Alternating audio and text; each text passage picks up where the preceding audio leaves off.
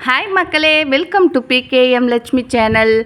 நம்ம வந்து போன வீடியோவில் பார்த்திங்கன்னா 10 விதையும் 10 கட்டிங்கும் நம்ம கொடுக்குறதா சொல்லியிருந்தோம். ஃப்ரீயாக கொரியர் சார்ஜ் பண்ண சொல்லியிருந்தோம். அதுக்கப்புறம் அந்த லாஸ்ட்டு பிளான்ட் ஒரு 5 பிளான்ட் வந்து நான் சொல்லியிருந்தேன். அது எல்லாமே வந்து ஃப்ரீயான்னு கேட்குறீங்க. அது வந்து ஃப்ரீ கிடையாதுங்க. நான் வந்து ஒரு பிளான்ட் வாங்க போனேன்னாக்கா 250 200 இந்த பாருங்கள், இந்த ட்ராகன் ஃப்ரூட்டெல்லாம் வந்து 25 ருபீஸ் தான் போட்டிருந்தேன். இந்த பிளான்ட் வந்து நான் ட்ராகன் ஃப்ரூட்டு வாங்கும்போதே 200 கொடுத்து தான் வாங்கினேன். பெரிய கட்டிங்காக ஒரு 200. அதில் பார்த்திங்கன்னா 2 கட்டிங் மட்டும்தான் எனக்கு இருந்தது. அதை நான் கட் பண்ணி 2 செடியாக வச்சேன் பதியம் போட்டு. நான் வந்து அந்த மாதிரி தான் காசு கொடுத்து தான் வாங்கிட்டு வந்திருக்கிறேன். காசு கொடுத்து வாங்கிட்டு வந்தது மட்டும் இல்லை, என்னோட உடல் உழைப்பும் நான் போட்டு அதை வந்து எஃபெக்ட் பண்ணி அதை நான் பார்த்துக்கிறேன். அதுக்கான உரம், அதுக்கான மருந்து, இது வந்து கேர் பண்ணுறதுக்கு நம்ம மாதத்துக்கு ஒரு 2 ஆள் வைக்க வேண்டியதாக இருக்கும். இதெல்லாம் வந்து நாம் ஃப்ரீயாக எல்லாமே கொடுக்க முடியாது. நான் ஆஃபர் தான் கொடுக்க முடியும். இப்போ நீங்கள் வெளியில் போயிட்டு நீங்கள் ஒரு ஜிஜி பிளான்ட் வாங்கினீங்கன்னாக்கா மினிமம் வந்து ஒரு சின்ன கட்டிங், ஒரு சின்ன ஒரு ஸ்டெம் இருக்கும். அதுவே வந்து உங்களுக்கு 100 ருபீஸ் சொல்லுவாங்க. அதே மாதிரி ட்ராகன் ஃப்ரூட்டாக இருந்தாலும் ஒரு சின்ன கட்டிங் வந்து 100 ருபீஸ் சொல்லுவாங்க. அப்புறம் இன்னொரு இன்டோர் போத்தோஸ் வந்து அதுவுமே வந்து 150 200 சொல்லுவாங்க. நானும் அதே மாதிரி காசு கொடுத்து தான் வாங்கிட்டு வந்து நான் பதியம் போட்டு எல்லாருக்கும் கம்மியாக கொடுக்கணும். எல்லாருக்குமே வந்து இன்டோர் பிளான்ட் வளர்க்கணுன்னு ஆசை இருக்கும், ஃப்ரூட் பிளான்ட் வளர்க்கணுன்னு ஆசை இருக்கும், எல்லாமே வளர்க்கணுன்னு ஆசை இருக்கும். ஆனால் யாராலையும் வந்து அவ்வளோ காசு போட்டு வாங்க முடியாது. அதனால் என்னோடய சப்ஸ்கிரைபருக்கு நான் வந்து மாதத்துக்கு 1 நாளோ 2 நாளோ ஃப்ரீ பிளான்ட்டு, ஃப்ரீ சீட் கொடுக்கலான் இருக்கேன். அதே நேரம் என்கிட்ட இருக்கிற என்ன செடி இருக்கோ அதை வந்து உங்களுக்கு ஆஃபரில் நான் வாங்கின ரேட்டை விட 100ல் 10% தான் நான் வச்சு சேல் பண்ணுறேன். அந்த சேல் கூட எதுக்காகன்னா, எனக்கு இப்போ நீங்கள் ஆர்டர் கொடுக்குறீங்கன்னா அது எனக்கு வந்து லாபம் கிடையாது. அதுக்கு வந்து நான் கொரியர் பண்ணுறதுக்கு நான் இங்கேருந்து ட்ராவல் பண்ணணும், பேக்கிங் பண்ணணும், இதெல்லாம் வந்து நிறைய வேலை இருக்குது. நான் இதில் வந்து சம்பாதிச்சு தான் நான் வந்து இப்போ என்னோடய லைஃப்பை வந்து ரன் பண்ணணுன்னு எனக்கு அவசியம் இல்லை. நான் வந்து ஹாபிக்காக எனக்கு பிடிச்ச ஒரு வேலை இது வந்து எனக்கு ரொம்பவே பிடிக்கும்.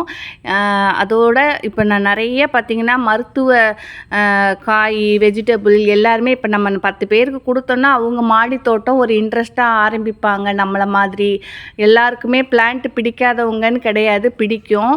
ஆனால் சந்தர்ப்ப சூழ்நிலை எங்கே வாங்கிறதுன்னு தெரியாது. இல்லைனாக்கா அது காசு அதிகமாக இருக்கும்.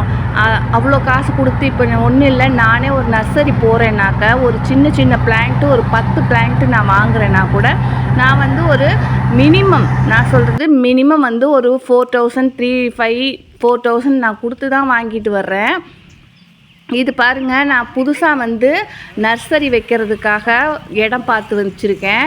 எனக்கு வந்து எல்லாருக்குமே இந்த மாதிரி நிறைய பேர் வந்து செடி மேலே ஆசைப்பட்டுட்டு வைக்க முடியாமல் கஷ்டப்படுவாங்க. நானும் கூட ஐயோ ஃபஸ்ட்டு ஸ்டார்டிங்கில் 10,000 20,000 இதெல்லாம் போட்டு நம்ம வந்து மாடி தோட்டம் வைக்கணுமா அப்படிங்கிற மாதிரி ரொம்ப ஃபீல் பண்ணிவிட்டு வேண்டாம் அப்படிங்கிற மாதிரி டிசைட் பண்ணியிருந்தேன். அப்போது ஓகே நம்ம ஸ்டார்ட் பண்ணுவோம், எனக்கு பிடிச்சிருக்கு பரவாயில்ல அப்படிங்கிற மாதிரி தான் நான் ஸ்டார்ட் பண்ணேன். அப்போது எனக்கு வந்து என்ன மாதிரி செடி வைக்கணும்னு இன்ட்ரெஸ்ட் இருக்கிறவங்களுக்கு நம்ம வந்து கம்மியாக கொடுக்கணும், எல்லாருமே வாங்கணும் அப்படிங்கிற ஒரு மோட்டிவில் தான் நான் உங்களுக்கு என்கிட்ட என்ன பிளான்ட் இருக்கோ அதை உங்களுக்கு நான் வந்து ரொம்ப கம்மியான காஸ்ட்டில் தான் கொடுக்குறேன். அடுத்தடுத்து நான் வந்து எல்லாருக்குமே விதை வந்து பரவலாக்கம் பண்ணலான்னு இருக்கிறேன். இப்போ வந்து இப்போ ஒரு கத்திரிக்காய் சீடு இருக்குதுன்னு வச்சுக்கோங்களேன். என்னால் வந்து ஒரு கத்திரிக்காய் சீடு பார்த்திங்கன்னா கொஞ்சம் தான் இருக்கும், இப்போ ஒரு கிராம் அளவு தான் இருக்கும். அது பார்த்திங்கன்னா 10 ரூபாய் சொல்லுவாங்க. அப்போ ஒரு 10 வெரைட்டி இருக்குன்னாக்கா 100 ருபீஸ் ஆகிடுது இல்லைங்களா. அதனால் வந்து 100 ருபீஸ் கொடுத்து யாரும் கத்திரிக்காய் செடி வாங்க மாட்டாங்க. அதனால் அதை பதியம் போட்டு நானே வந்து எல்லாருக்குமே ப்ரைஸுக்கு கொடுக்கணும் அப்படிங்கிறது தான் என்னோட மோட்டிவு. நம்ம எல்லாமே ஃப்ரீயாக கொடுத்துட்டோன்னா அதோட மதிப்பு அவங்களுக்கு தெரியாது. எனக்கு வந்து இது ஒரு டைம் பாஸுக்காக நான் பண்ணுறேன். திரும்ப திரும்ப சொல்கிறேன், நான் மணிக்காக நான் இந்த இது ஸ்டார்ட் பண்ணலை. ஒரு டைம் பாஸுக்காக பண்ண எல்லாருக்குமே நம்மளை மாதிரி மாடி தோட்டம் வைக்கணும் அப்படிங்கிற ஒரு நல்ல எண்ணத்தில் தான் பண்ணுறேன். உங்களுக்கு தேவைப்பட்டால் என்கிட்ட இருக்கிற விதை சீடு உங்களுக்கு வேணும், கட்டிங் வேணும், செடி வேணும் அப்படின்னாக்கா நீங்கள் எனக்கு ஃபோன் பண்ணுங்கள். என்கிட்ட இருக்கிறத நான் உங்களுக்கு கொரியர் பண்ணி விடுவேன். அப்புறம் பார்த்திங்கன்னா எங்கள் தோப்புக்கு வந்திருக்கேன். எங்கள் ஊர் வந்து எங்கள் வீட்டுக்காரோட தாத்தா பாட்டி வாழ்ந்த ஊர் வள்ளிபுரம், செங்கல்பட்டுக்கிட்ட இருக்குது. அங்கே வந்திருக்கோம். இங்கே வந்தால் எங்கள் வீட்டுக்காருக்கு கொஞ்சம் ஹாப்பியாகிடுவார்.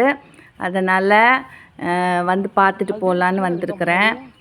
இந்த செம்பருத்தி மாதிரி இருக்குது பாருங்களேன், இது என்ன பூனே தெரியல. ஆனால் எனக்கு தெரிஞ்சு இது நிறைய இடத்துல இருக்குது, காட்டுப்பூவாக இருக்கும். இது பேரும் எனக்கு தெரியல.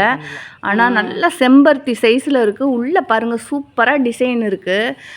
ஆக்சுவலி பார்த்திங்கன்னா இது செம்பருத்தியை விட அழகாக இருக்குது. உள்ளெல்லாம் ஒரு மாதிரி டிசைன் கொடுத்துட்டு அது சுற்றி பார்த்திங்கன்னா இதழும் வந்து அழகாக இருக்குது. உள்ளே வந்து மகரந்தமும் பார்த்திங்கனாக்கா அவ்வளோ சூப்பராக இருக்குது. பார்க்குறதுக்கே அவ்வளோ நல்லா இருக்குது. அப்புறம் வந்ததுக்கு நம்ம வேலையை காமிக்கணும் இல்லையா. செம்பருத்தி பூ ரொம்ப அழகாக இருந்தது. செம்பருத்தியான்னு தெரியல எனக்கு. இது என்ன பிளான்ட்டுன்னு உங்களுக்கு தெரிஞ்சால் எனக்கு கமெண்ட் பண்ணுங்கள். இது ரொம்பவே அழகாக இருந்தது. சரி, இது ஒரு செடி நம்ம தோட்டத்தில் வைக்கலாம் அப்படின்னு சொல்லிட்டு இதோட விதையெல்லாம் கொஞ்சம் எடுத்துக்குவோம் அப்படின்னு கலெக்ட் பண்ணிக்கிட்டேன். இந்த பூவுமே ஒரு 5-6 பூவை நான் பறித்து எடுத்துக்கிட்டேன். ரொம்ப அழகாக இருந்தது. நான் வரும்போதெல்லாம் இந்த பூவை வச்சு ரசிச்சுட்டே வந்தேன்.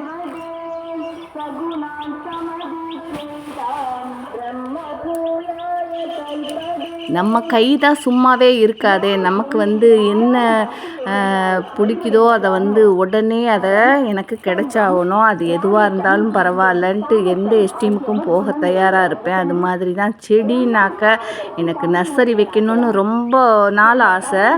அது வந்து சீக்கிரமாக நிறைவேற போகுது. அதுக்கான எல்லா இடமும் பார்த்து வச்சிட்டோம். அதை ஸ்டார்ட் பண்ணவும் ஆரம்பிச்சிட்டோம். கூடிய சீக்கிரத்தில் நர்சரி ஸ்டார்ட் பண்ணிவிட்டு உங்கள் எல்லாரையும் நான் இன்வைட் பண்ணுவேன்.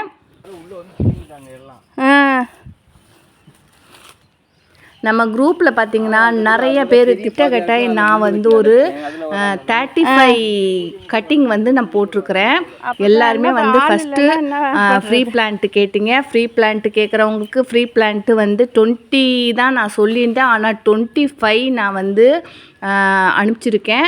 ரெண்டாவது ட்ராகன் ஃப்ரூட் கட்டிங்கு, அப்புறம் இன்டோர் பிளான்ட்டு, அவுட்டோர் பிளான்ட்டு கட்டிங்லாம் கேட்டிருந்தீங்க. அதையுமே பார்த்திங்கன்னா 35 பேருக்கு நான் அனுப்பிச்சிருக்கேன். எனக்கு ரொம்ப ஹாப்பியாக இருக்குது. நான் அந்த காசை வந்து திரும்பவும் அந்த 3500 எனக்கு கிடச்சிருக்கேன்னு எனக்கு கொஞ்சம் முதல்ல நான் சம்பாதிச்சதுன்ட்டு எனக்கு ரொம்ப ஹாப்பியாக இருந்தது.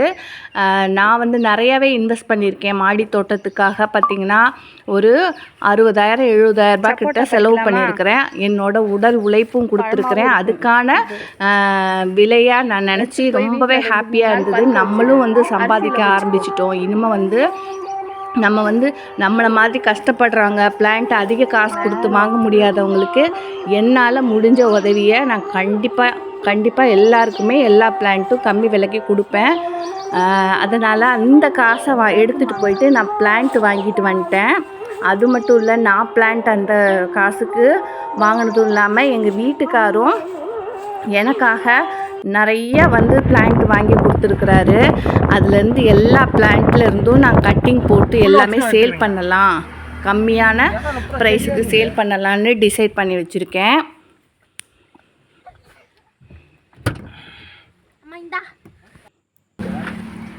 மனைவி அமைவதெல்லாம் இறைவன் கொடுத்த வரம்னு சொல்லுவாங்க.